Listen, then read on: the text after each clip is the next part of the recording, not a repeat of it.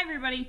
Today's tutorial is going to be how to use a nickname in Google Meet and why you would want to use a nickname in Google Meet versus trying to just share a link to a Google Meet session with your students.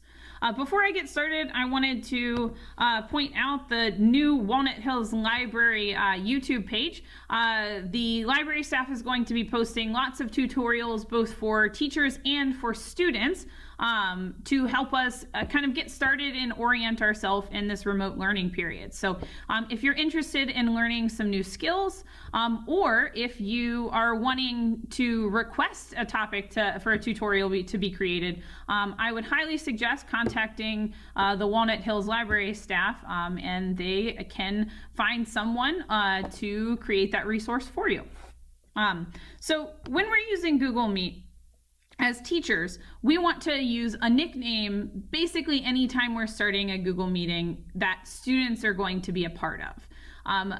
One thing that you might not know is that students can't create or start a meeting themselves using their CPS Google account.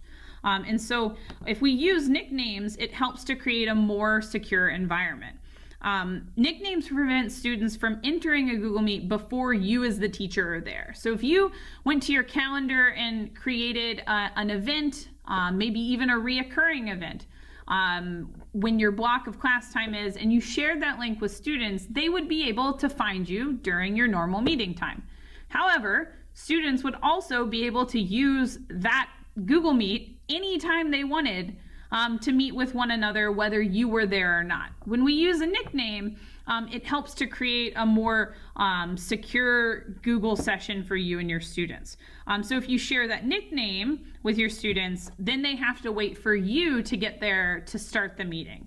And then before you exit the meeting, you want to make sure all of your students are logged out, and then you can end the call, and that ends that session and no one will be able to access it using that link again.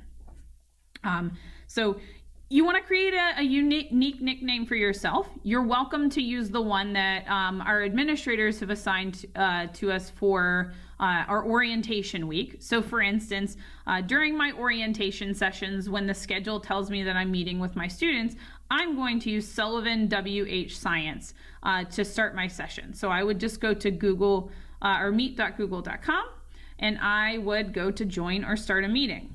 Okay, so I do that. I type in Sullivan WH Science, no spaces, the capitalization shouldn't matter.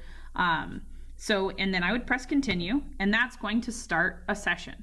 Now, once I'm to this page right here, the students can start to join the meeting. So if my students knew this was the time that they're supposed to be coming to my orientation session, they could start to join this meeting. And so whenever I get here, I want to go ahead and join now.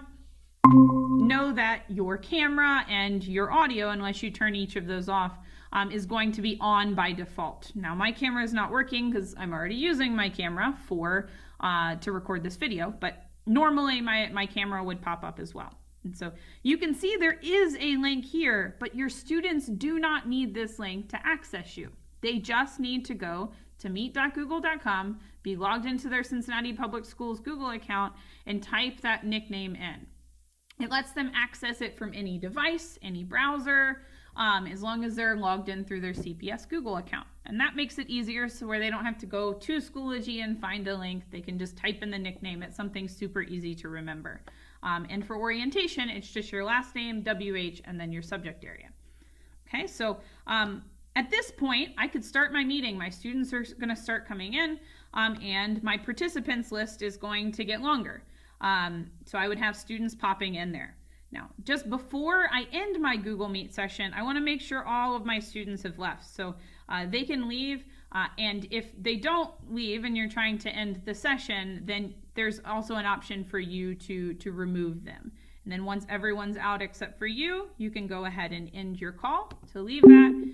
And now that Google meeting is over and secured, and the students can't use your nickname to access you anymore until you start your next session. Now, you may want to just go ahead and stick with that same nickname that you had for orientation, or you might want to have something that's a little bit more simple. So for me, I just use a very, very simple nickname of Sully.